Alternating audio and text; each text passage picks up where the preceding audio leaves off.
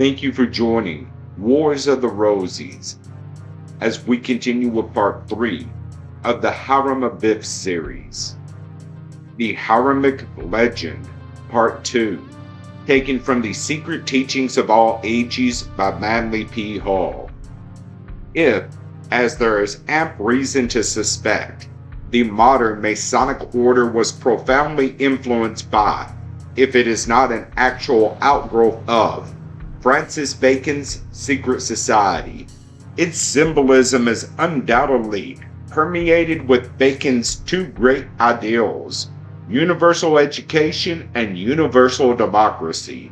The deadly enemies of universal education are ignorance, superstition, and fear, by which the human soul is held in bondage to the lowest parts of its own constitution.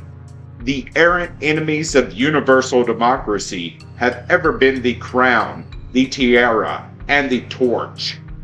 Thus, CHiram symbolizes the ideal state of spiritual, intellectual, and physical emancipation which has been sacrificed upon the altar of human selfishness. CHiram is the beautifier of the eternal house.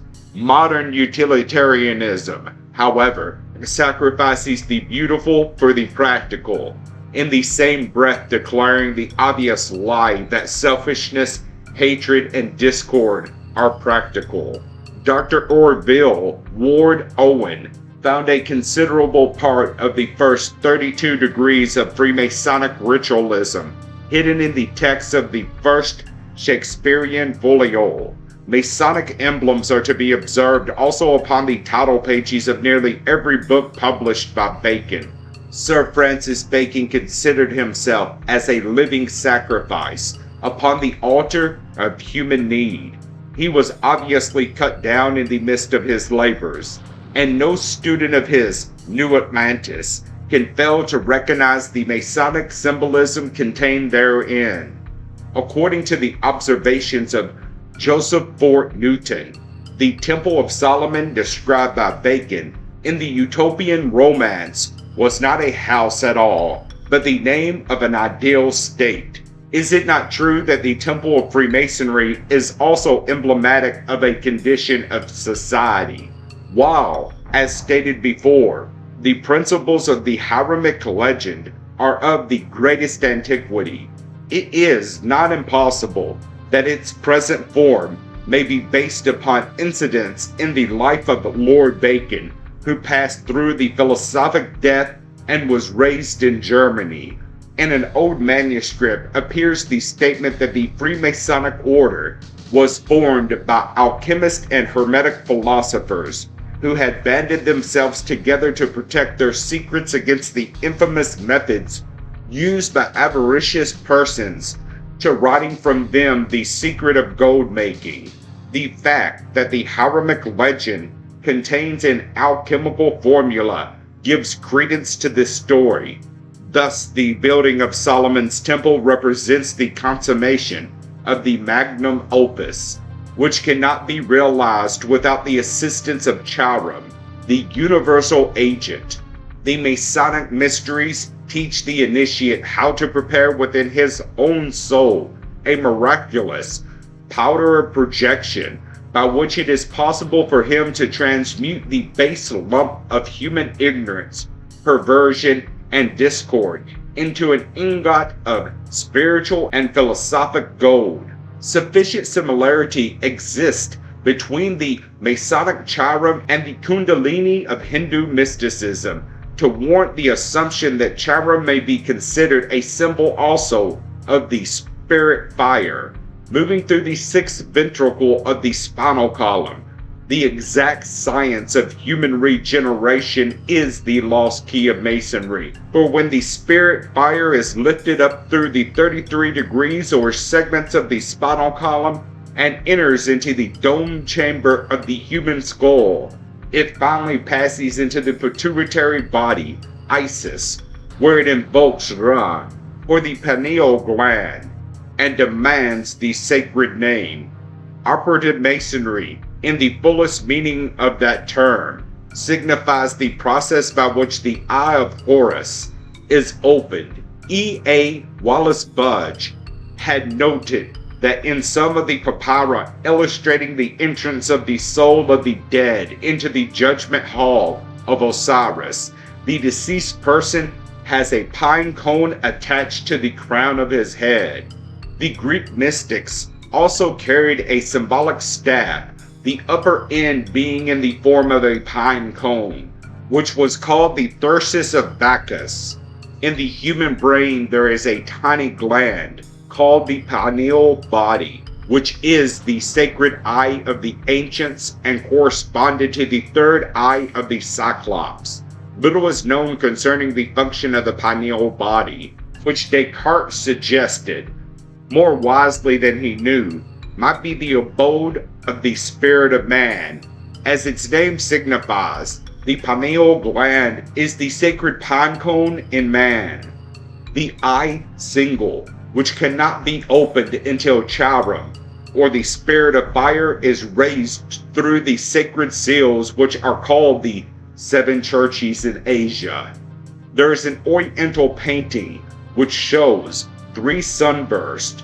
One burst covers the head, in the midst of which sits Brahma with 4 heads, his body a mysterious dark color. The second sunburst, which covers the heart, solar plexus, and upper abdomen region, shows Vishnu sitting in the blossom of the lotus on a couch formed of the serpent of cosmic motion, its 7-hooded head forming a canopy over the god. The third sunburst is over the generative system, in the midst of which sits Shiva, his body a grayish white, and the Ganges River flowing out the crown of his head. This painting was a work of a Hindu mystic who spent many years subtly concealing great philosophical principles within these figures. The Christian legends could be related also to the human body by the same method as the Oriental, for the arcane meanings hidden in the teachings of both schools are identical. As applied to Masonry, the 3 sunbursts represents the gates of the temple at which CHiram was struck, there being no gate in the north, because the sun never shines from the northern angle of the heavens. The north is the symbol of the physical, because its relation to ice, crystallized water, and to the body, crystallized spirit. In man, the light shines towards the north, but never from it, because the body has no light of its own, but shines with the reflective glory of the divine life, particles connected within physical substance. For this reason, the moon is accepted as the symbol of man's physical nature. CHiram is the mysterious fiery, airy water, which must be raised through the 3 grand centers, symbolized by the ladder with 3 rungs and the sunburst flowers, mentioned in the description of the Hindu painting. It must also pass upward by means of the ladder of the 7 rungs, the 7 plexuses proximate to the spine. The 9 segments of the sacrum and coccyx are pierced by 10 foramina, through which pass the roots of the tree of life. 9 is the sacred number of man, and in the symbolism of the sacrum and coccyx, a great mystery is concealed. That part of the body from the kidneys downward was termed by the early Kabbalistics the land of Egypt, into which the children of Israel were taken during the captivity out of Egypt. Moses, which is the illumined mind, as his name implies, led the tribes of Israel, or the 12 faculties, by raising the brazen serpent in the wilderness upon the symbol of the Tau cross. Not only CHiram, but the god-men of nearly every pagan mystery ritual are personifications of the spirit fire in the human spinal cord. The astronomic aspect of the Hiramic legend must not be overlooked. The tragedy of CHiram is enacted annually by the sun during its passage through the signs of the zodiac, from the journey of the sun through the 12 signs, writes Albert Pike, come the legend of the 12 labors of Hercules, and the incarnation of Vishnu and Buddha. Hence came the legend of the murder of Hiram, representative of the sun, by the three fellow crafts, symbols of the winter signs, Capricornus, Aquarius, and Pisces, who assailed him at the three gates of heaven and slew him at the winter solstice. Hence the search for him by the 9 fellow crafts, the other 9 signs, his finding, burial, and resurrection. See Morals and Dogma. Other authors consider Libra, Scorpio, and Sagittarius as the 3 murderers of the sun, inasmuch as Osiris was murdered by Typhon, to whom were assigned the 30 degrees of the constellation of Scorpio. In the Christian mysteries also, Judas signifies the scorpion, and the 30 pieces of silver for which he betrayed his Lord represent the number of degrees in that sign, having been struck by Libra, representing the state, Scorpio representing the church, and Sagittarius representing the mob. The sun, represented by CHiram, is secretly home through the darkness by the signs of Capricorn, Aquarius, and Pisces, and buried over the brow of a hill, the vernal equinox.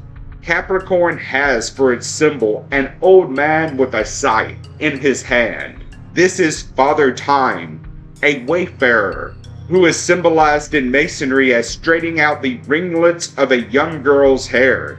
If the Weeping Virgin be considered a symbol of Virgo, and Father Time with his scythe a symbol of Capricorn, then the interval of 90 degrees between these 2 signs will be found to correspond to that occupied by the 3 murderers. Esoterically, the urn containing the ashes of CHiram represents the human heart, Saturn, the old man who lives at the North Pole, and brings with him to the children of men a sprig of evergreen, being the Christmas tree, which is familiar to the little folks under the name of Santa Claus, for he brings each winter the gift of a new year.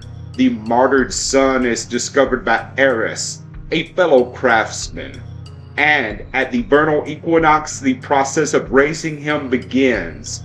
This is finally accomplished by the Lion of Judah, who in ancient times occupied the position of the keystone of the royal arch of heaven.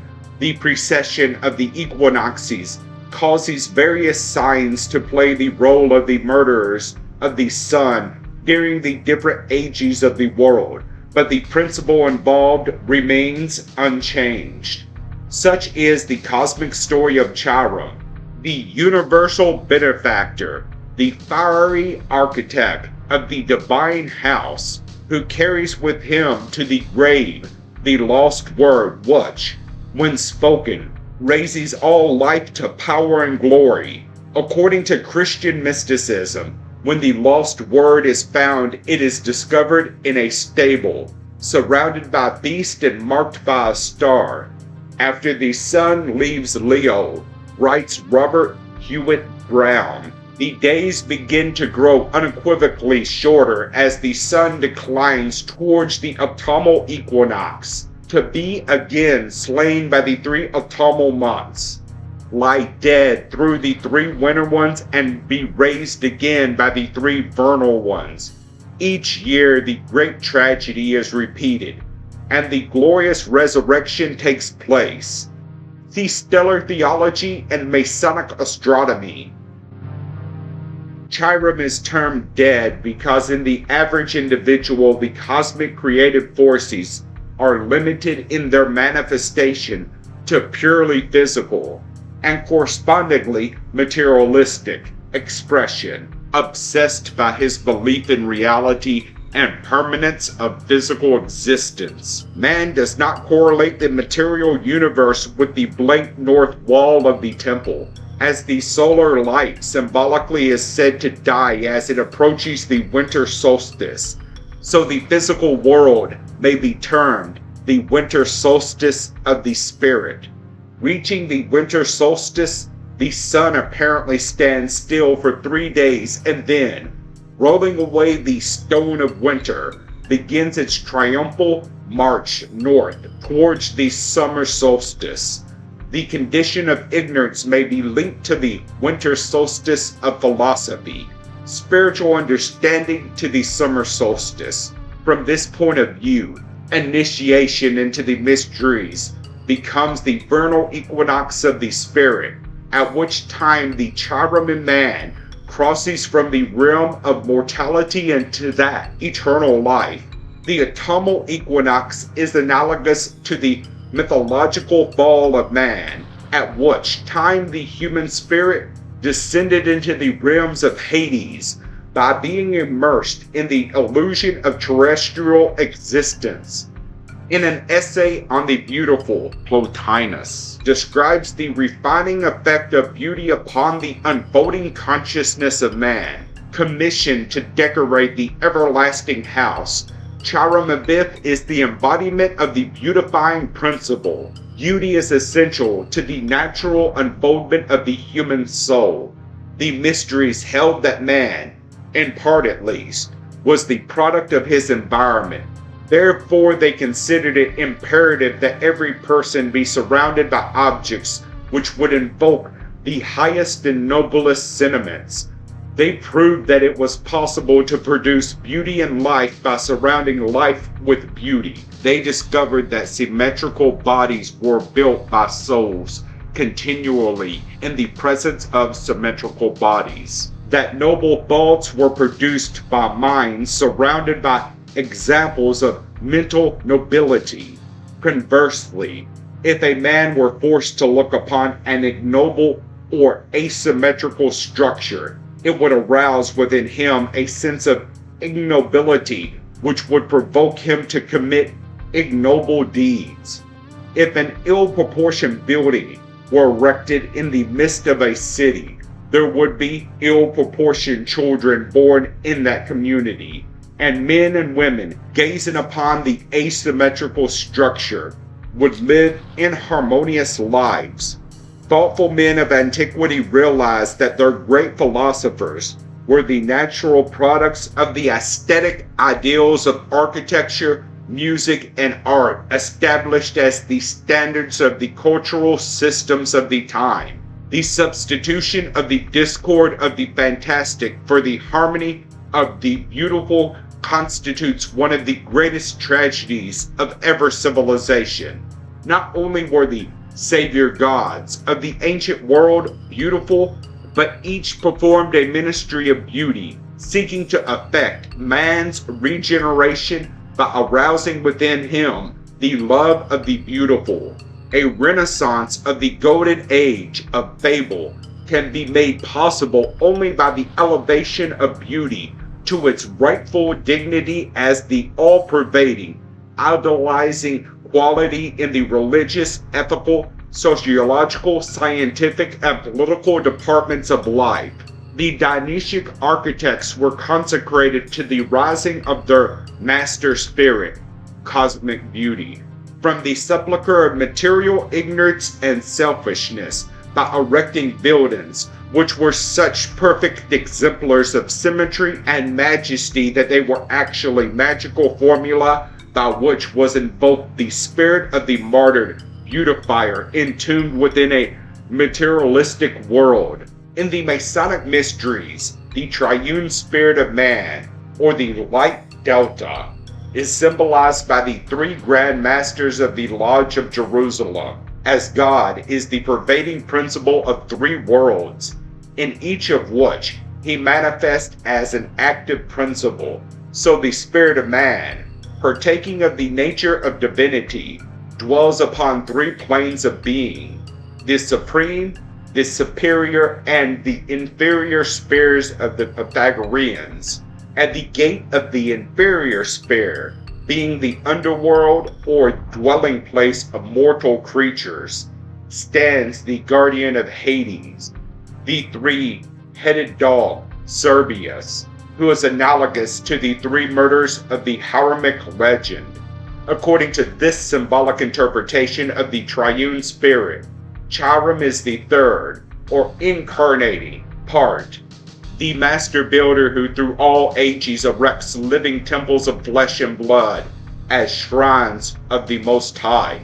CHiram comes forth as a flower and is cut down. He dies at the gate of matter. He is buried in the elements of creation, but, like Thor, he swings his mighty hammer in the fields of space, sets the primordial atoms in motion, and establishes order out of chaos. As the potentiality of cosmic power within each human soul, CHiram lies waiting for man by the elaborate ritualism of life to transmute potentiality into divine potency. As the sense perceptions of the individual increase, however, man gains ever greater control over his various parts, and the spirit of life within gradually attains freedom. The three murderers represents the law of the inferior world, birth, growth, and decay, which ever frustrate the plan of the builder. To the average individual, physical birth actually signifies the death of CHiram, and physical death the resurrection of CHiram. To the initiate, however, the resurrection of the spiritual nature is accomplished without the intervention of physical death. The curious symbols found in the base of Cleopatra's Needle, now standing in Central Park, New York, were interpreted as being of first Masonic significance by S.A. Zola, 33rd degree, past Grand Master of the Grand Lodge of Egypt. Masons' marks and symbols are to be found on the stones of numerous public buildings, not only in England and on the continent, but also in Asia. In his Indian Mason marks of the Mughal dynasty, A. Gorham describes scores of markings appearing on the walls of buildings such as the Taj Mahal, the Jama Masjid, and that famous Masonic structure, the Qutb Minar.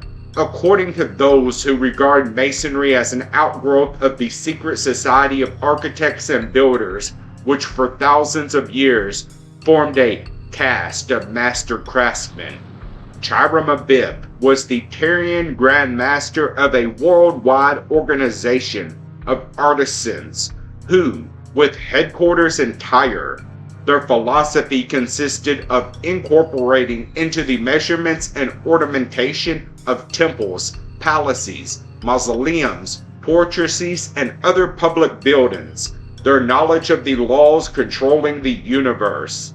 Every initiated workman was given a hieroglyphic with which he marked the stones he trewed, to show to all posterity that he thus dedicated to the supreme architect of the universe each perfected product of his labor. Concerning Mason marks, Robert Frank Gould writes, "It is very remarkable that these marks are to be found in all countries, in the chambers of the Great Pyramid at Giza, on the walls of Jerusalem, in Herculaneum and Pompeii, on Roman walls and Grecian temples, in Hindustan, Mexico, Peru, Asia Minor, as well as the great ruins of England, France, Germany, Scotland, Italy, Portugal, and Spain. See a concise history of Freemasonry."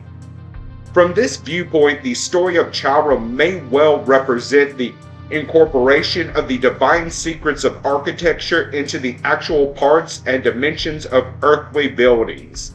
The 3 degrees of the craft vary the Grand Master, or the Great Arcanum, in the actual structure they erected, after first having killed him with the builder's tools by reducing the dimensionless spirit of cosmic beauty to the limitations of concrete form. These abstract ideals of architecture can be resurrected, however, by the Master Mason who, by meditating upon the structure, releases therefrom the divine principles of architectonic philosophy incorporated or buried within it. Thus, the physical building is actually the tomb or embodiment of the creative ideal, of which its material dimensions are but the shadow. Moreover, the Hiramic legend may be considered to embody the vicissitudes of philosophy itself. As instructions for the dissemination of an ethical culture, the pagan mysteries were the architects of civilization.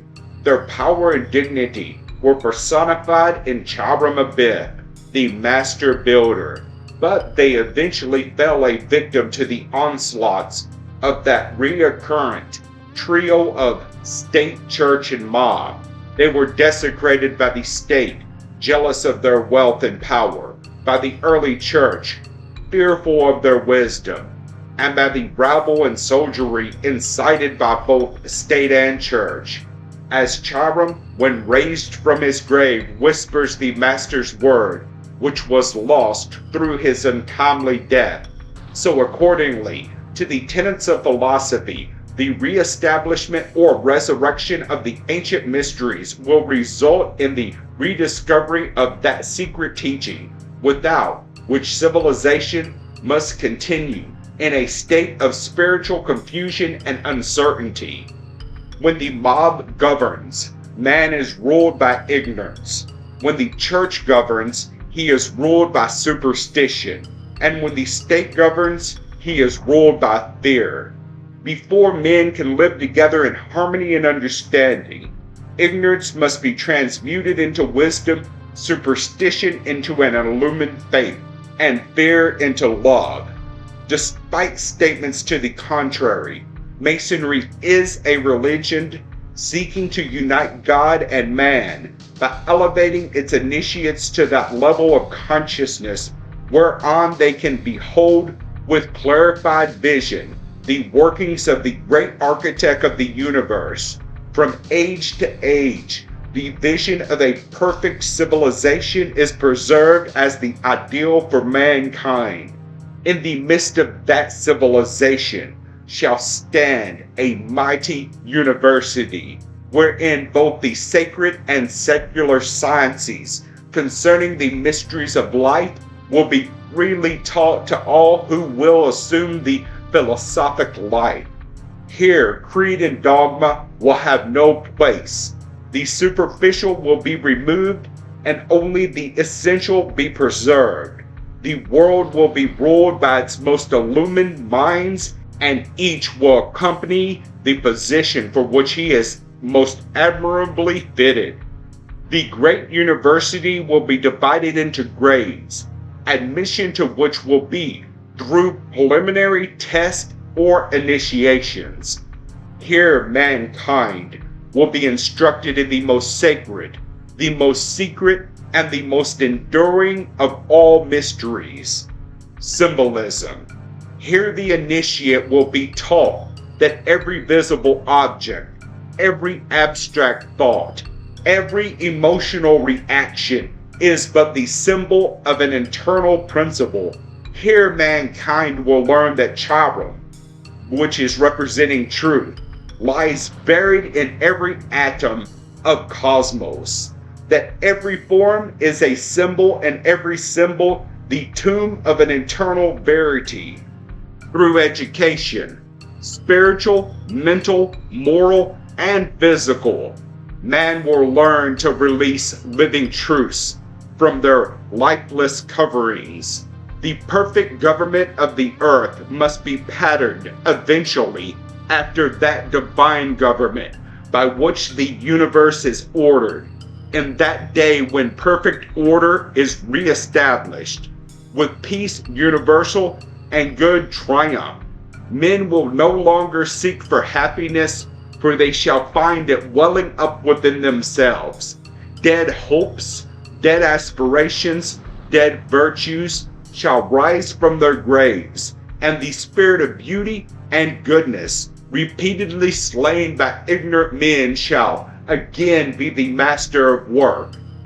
Then shall sages sit upon the seats of the mighty and the gods walk with men. Thank you for watching, and please don't forget to share, like, subscribe, and comment. And if you can, please consider donating to Wars of the Rosies. Links to PayPal and Patreon are in the description. Thank you so very much.